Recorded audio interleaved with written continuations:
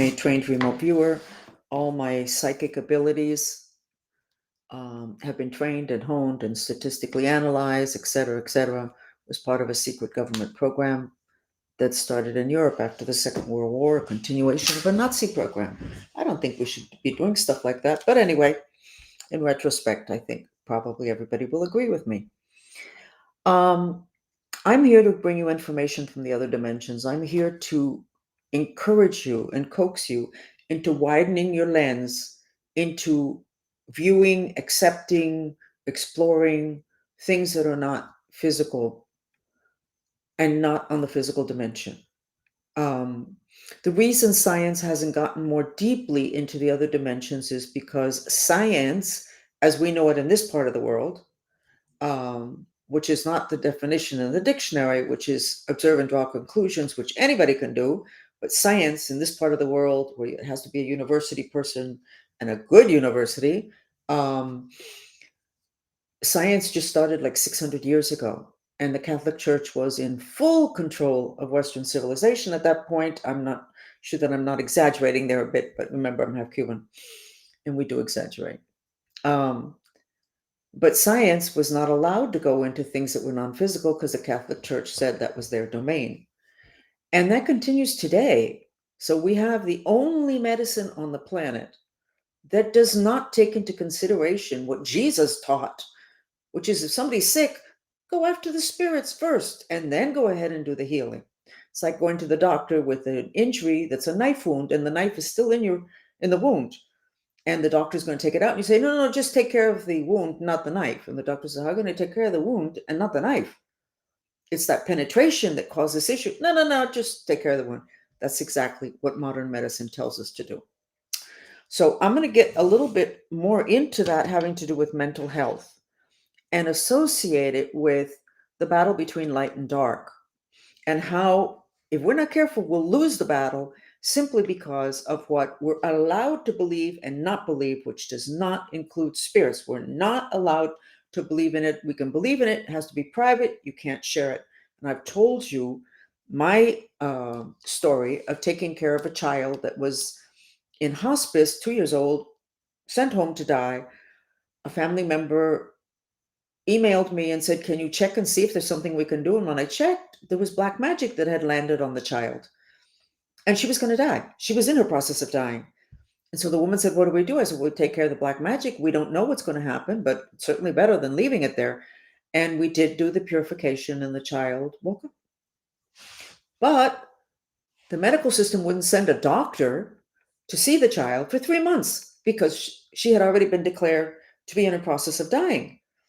So only nurses would come and find it. And the nurses would say, listen, I really think this child is no longer dying. She woke up. And they wouldn't listen because once you're put in hospice, that's it. Guys, I told my daughter several years ago, do not ever put me in a hospital.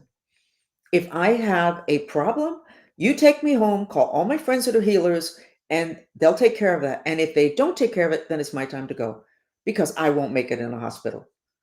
1 out of 3 deaths is mistakes in hospitals. Anyway, so continuing along the vein of modern medicine, the battle between light and dark, I have struggled with the issue of black magic because I know that this is a planet of free will. Therefore, everybody should be able to do black magic, and it's fine because it's a planet of free will, and that is accurate. But there's a problem, and that's what I finally figured out yesterday. When you are involved in black magic, whether you simply just pay for it to hurt somebody else or to control a job promotion or to get back at somebody that did something or to get somebody to maybe finally decide to marry you because you know they love you, but they haven't decided yet. And what's taking so long? Let's give them a nudge. All of that includes working with the spirit world, whether you are the person that did the actual ritual or not. Those rituals open portals and doors to other dimensions. And that practitioner, santero, curandero, black magician, witch, whatever, they seem to think that they have control over what they allow to come in when they open the door and ask for the spirits to come in, which they attach to the ritual and that spirit has to go with the intention of whatever is petitioned in that ritual. And if somebody out there knows more about that than I do and can correct me or needs to correct me, please send me an email. Um,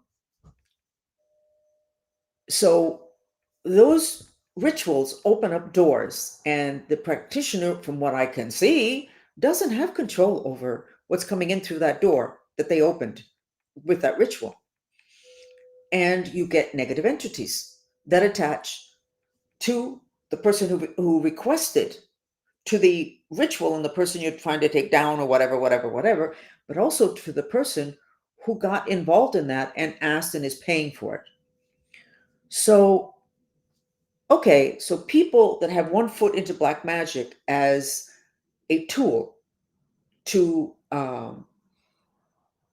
help stay on track in their life, protect themselves, because it always starts with protection. Almost everybody that gets into black magic, something bad happened and they need to either lash back, but it's usually because they want protection, and then it's just like it's a door that opens and it keeps beckoning, and it worked. Well, why wouldn't we use it? So the person that is paying for or requesting the black magic is going to get filled with spirits. And I have been telling my followers, because too many of my followers are interested in what I do, because it has to do with magic, except I'm trying to learn and I'm teaching white magic.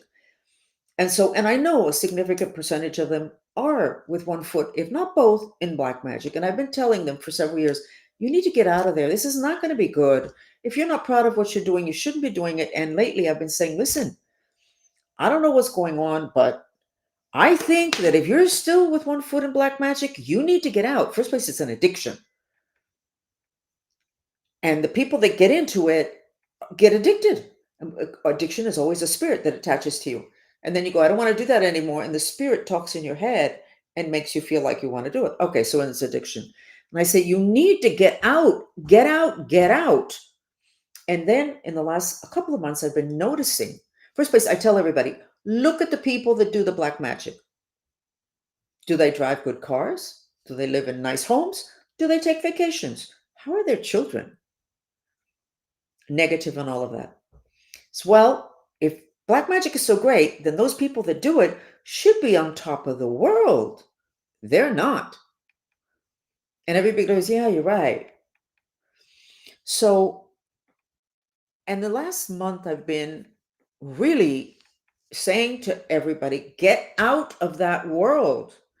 Not understanding other than revelations, which is where we're all going to know everything. So therefore, those smiley people, because they usually have very pleasant faces and they never lash back and they don't scream, because they're going to go home and call the magician, get something done against you, so they don't need to get frustrated. They'll get back at you.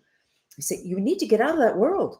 But it wasn't until yesterday that I realized our planet has become a swamp. Two places where there were bad spirits in movies, cemeteries, and swamps. Our planet has become a swamp. There are so many bad spirits coming in from other galaxies, from other planets. The people that are dying here are not dying well, therefore their spirit doesn't go off to the light and they're wandering around. The devil commands them, whatever that process is. There is more and more and more darkness. So if in, let's say, 3 years ago, there was a certain amount of dark spirits, today you can multiply that. And the ones that are coming in are even more aggressive. Throughout human history, mental illness has been known to be due to spirit invasion. There was no question.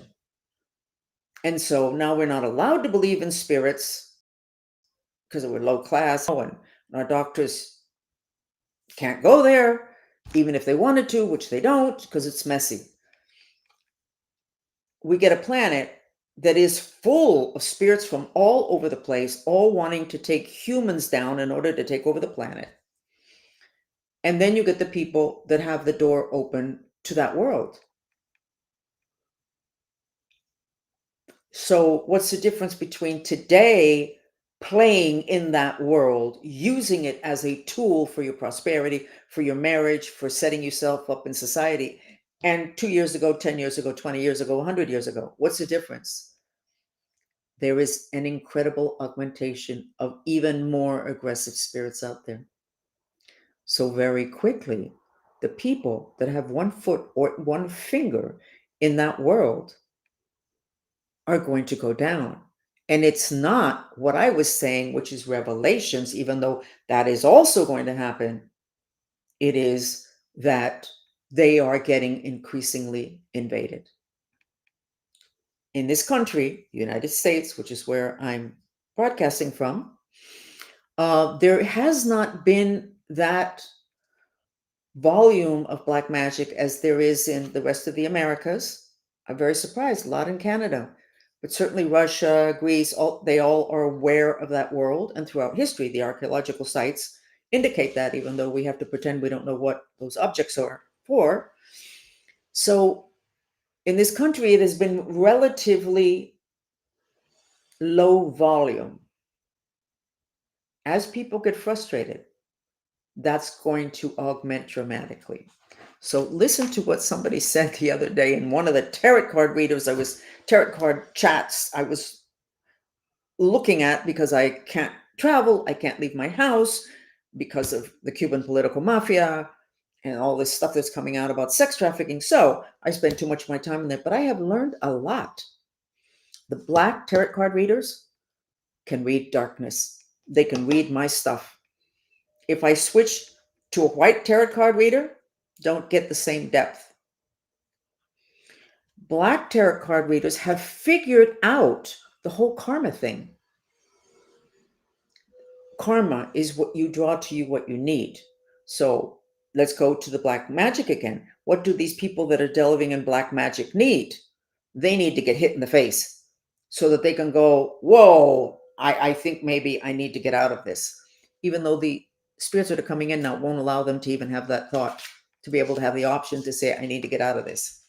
It's difficult. So I'm doing this tarot card thing, collecting information and twiddling my thumbs. And one of the black tarot card readers said, you know that in Cuba, they have like call centers. Oh, okay, Cuba. Oh, okay, what is she going to say? They're call centers to where you call to have black magic done. Oh my God. Can you imagine a call center so that you can have, what do they call them? They curses, so that you can order a curse. So here we have the call centers where you can talk to a psychic. In Cuba, I don't know if that's accurate or not, but in Cuba, supposedly they have call centers for ordering up a curse.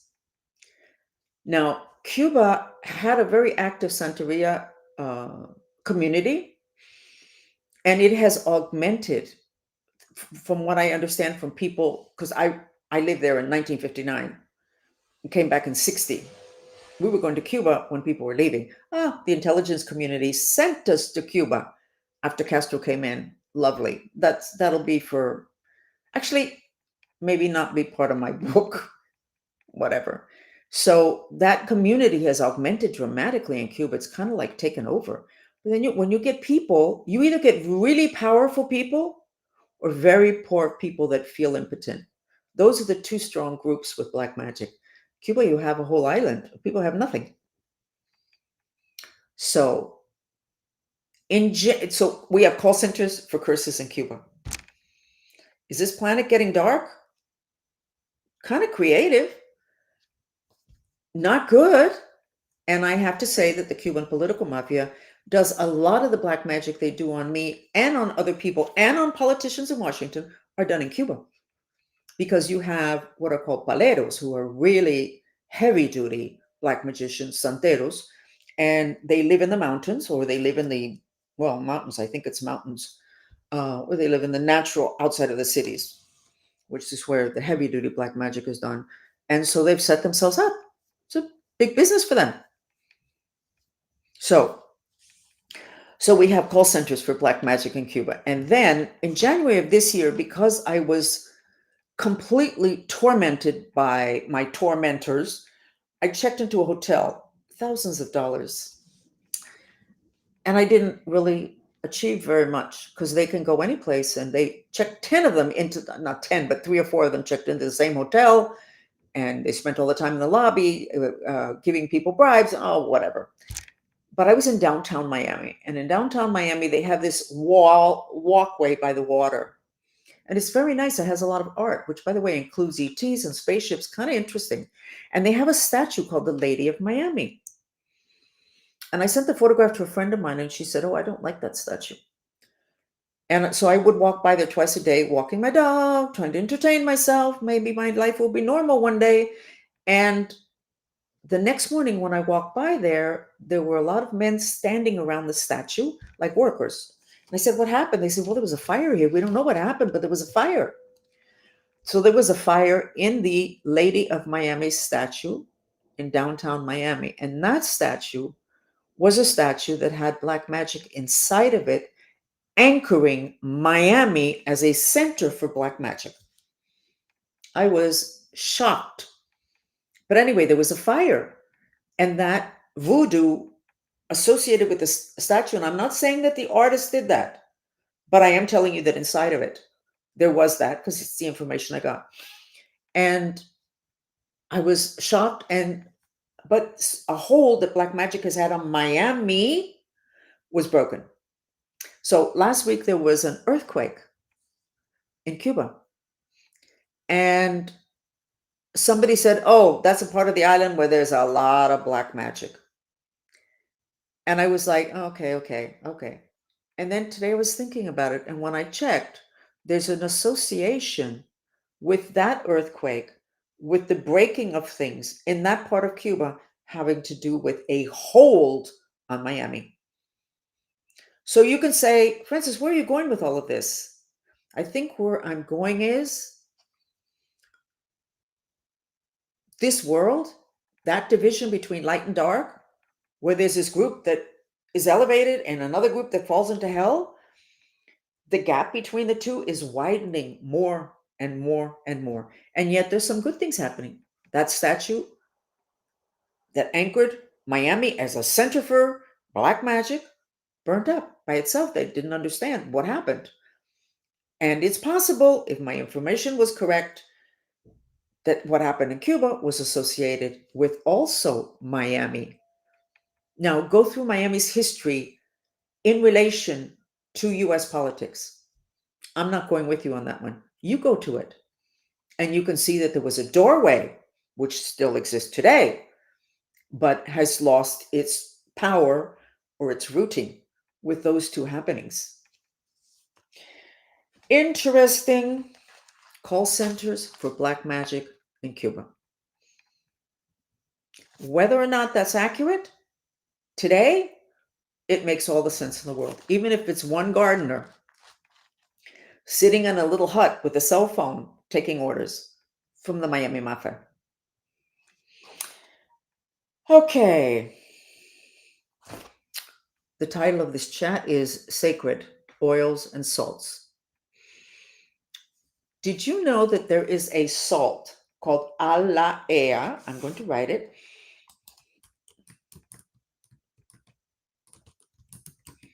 And you can get it at a company called Saltworks. It's very expensive for salt, but it's much less expensive, I think, at this company, which are the wholesalers, and they also do retail. Alaea salt is red,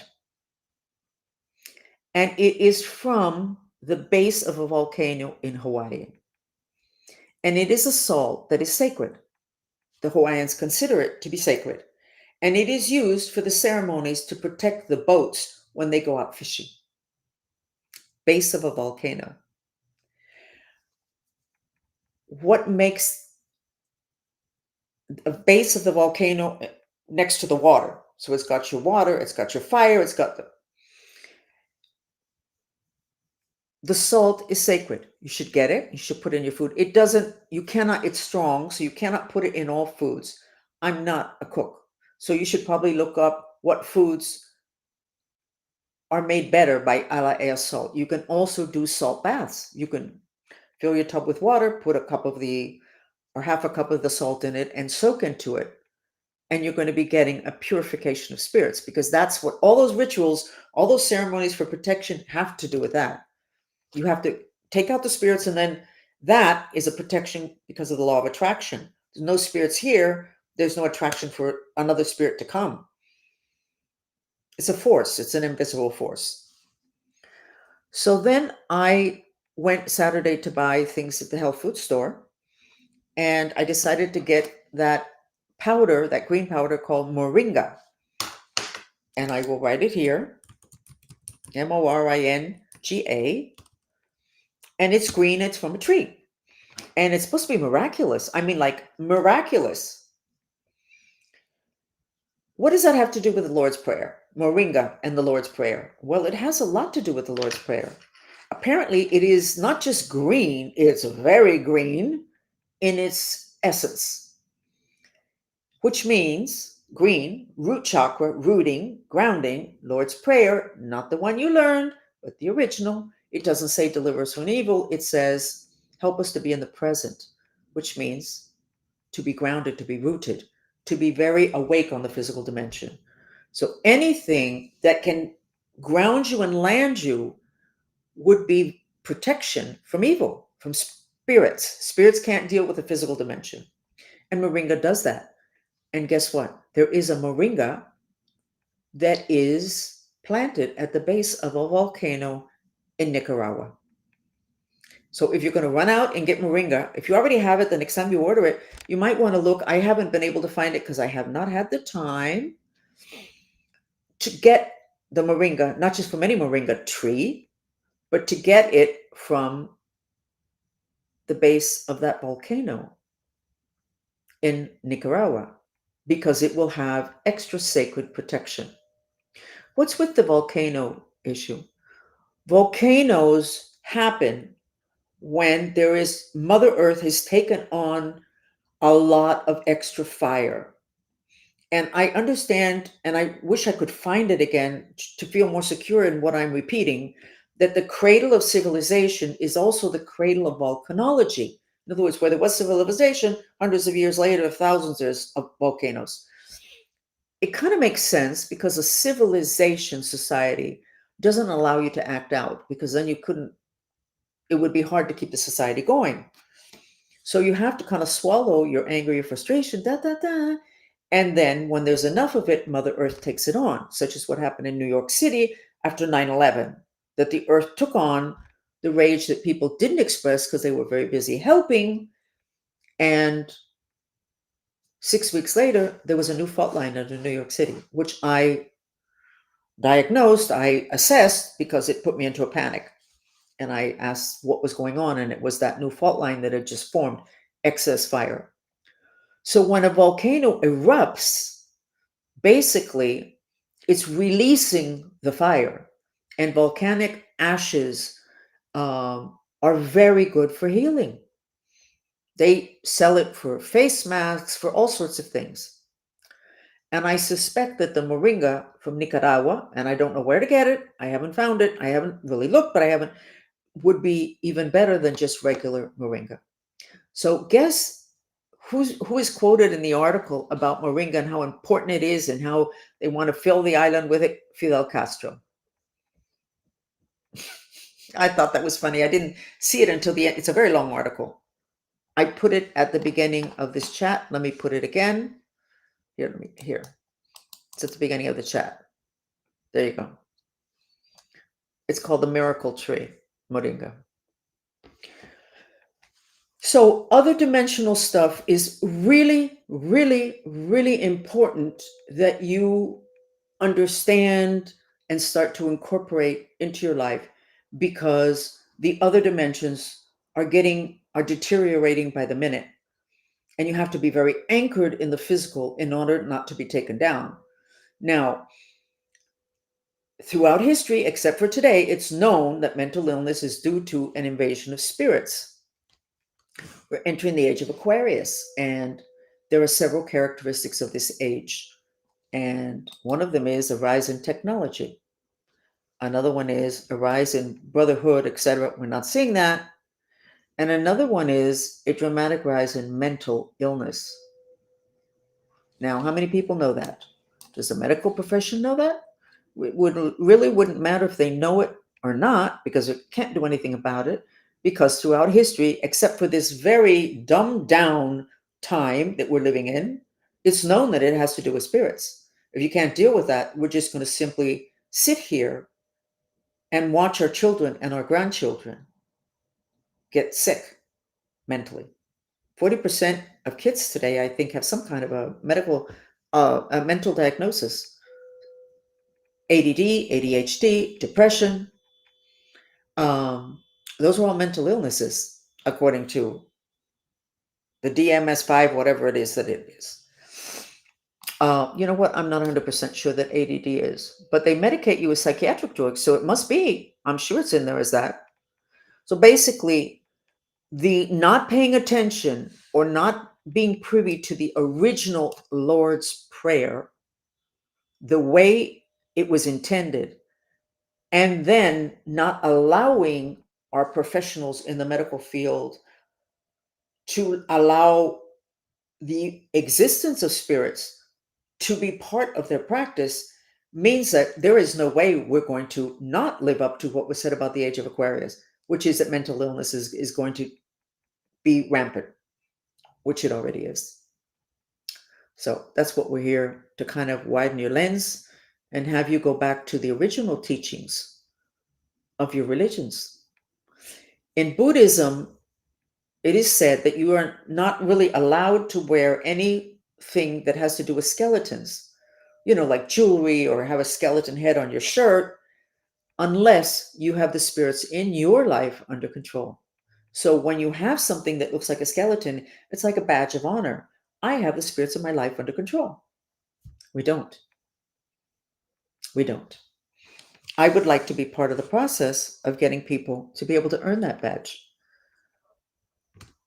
And it's really not so difficult.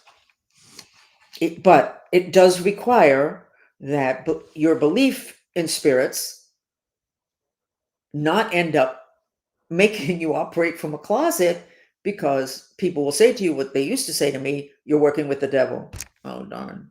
So you're a Christian and you do cast out spirits, but I work with spirits and I'm working with the devil, and you're not. There's all sorts of distortions. And all of that, of course, is encouraged by the incredible psychological savvy of the spirit world. So anyway, this is getting entirely too heavy. Let me see if there's any other note that I wanted to tell you about. Actually, it's not all so heavy. Moringa, this is good. Alaya, sacred salt, this is good. So what are we talking about here? We're talking about looking at the other dimensions and what they can do for you in your foods. So not all salts are the same. Not all foods are the same. Anything grown underneath the ground would be very rooting, very good. If you have a kid who's a space cadet, or you just can't keep yourself focused and concentrated because of whatever, then you need to eat a lot of root vegetables, a lot of potatoes, a lot of moringa, a lot of green stuff, a lot of green stuff. So let's go ahead and do a mantra. Let's finish off the talking part of this, and let's go ahead and do a mantra. And I told you I did a chat with the Mantrista movement people, and it was about the fact that there has been a virus thrown on the planet which makes people want to die. So we did a chat about, wanting to die. It's a purification, like a Catholic confession. Even though I want to die, love and accept myself. And Facebook sent me a thing that's saying, "Are you okay? Do you need help?" So you can't really talk about suicide. You can't talk about killings. You have to do unalive. I don't know how they do the suicide thing to get around the algorithms. I have no idea. But I think we should experiment with this. And let's go ahead and do the purification for I want to die. If you have somebody close to you that picked up that energetic virus and you do this mantra, you're going to be helping them, because energies transfer. And purifications, you can do a purification for somebody across the planet. We already know that's the power of prayer. So if you have somebody that's really depressed, go ahead and say to God, this is for that person, but you're going to be getting the purification also. Okay. So it is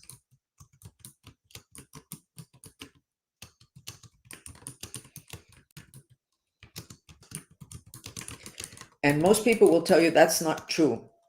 I do not want to die. And then they start to do the mantra and they go, wow, I feel so much better. Because if we feel like we want to die, we're responsible people. Therefore, we repress that. And that's where we start to get sick and we get tired and we get achy bodies and our head is stuffy, whatever. And when you do this, it kind of like, "Ooh," and you went, oh, I didn't know that. And you don't really, really, really intend on dying, but you have the emotional component. Okay. So there's the mantra. And let me get the music and let's do 10 minutes. So just do it, even if you don't believe in it. Let's put the white dress up a second. I would like to see it for myself. This has been particularly interesting. Okay, it's a little bit, there's a lot of pink, but for me, there's also like, it's not quite crisp. Got it? So let's let's do the subconscious one.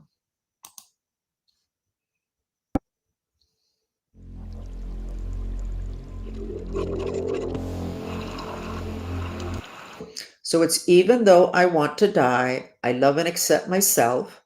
You repeat it in your head or you send those words to a part of your body that's very tense and you expel through your mouth. Do not move your mouth with the words. Don't mouth the words because then you don't go as deeply.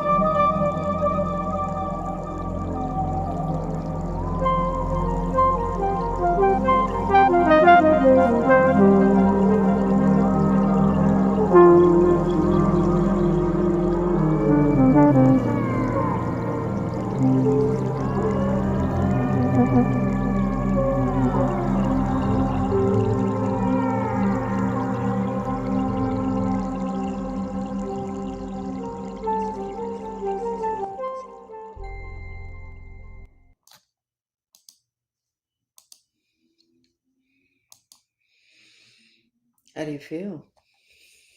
I feel a lot softer. Even if the wanting to die didn't start with you, it could be a neighbor, could be a coworker, could be your mate, could be a child. that can transfer to you, and then you transfer it to someone else. And that's why I think the Buddha supposedly said that until the last person on the planet is healed, we'll all be sick. And there we go with the division between the people that apparently are going to float off into the light and the ones that are tumbling into hell. The heaviness.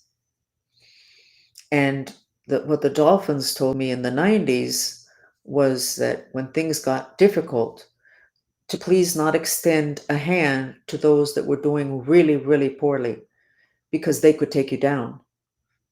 And they had opportunities to make changes, to clean up their act in the other dimensions, and they didn't take them. And it wasn't like you don't want to help them. It's a question of them being able to take you down with them because of that transference of energies. So we have to be very careful with that. The mantra music makes a huge difference. It keeps the vibration in the other dimensions in the frequencies that are good for you, rather than frequencies that will take you down. Okay, so another chat is over. And I think maybe I won't talk about black magic the next chat, but I think people really like the information about black magic. All the movies that we see are about darkness, and a lot of them are about black magic in one shape or form. So, but I'll try not to make, I will not make every chat about black magic, even though it is fascinating. Okay, so thank you for listening. I'm Frances.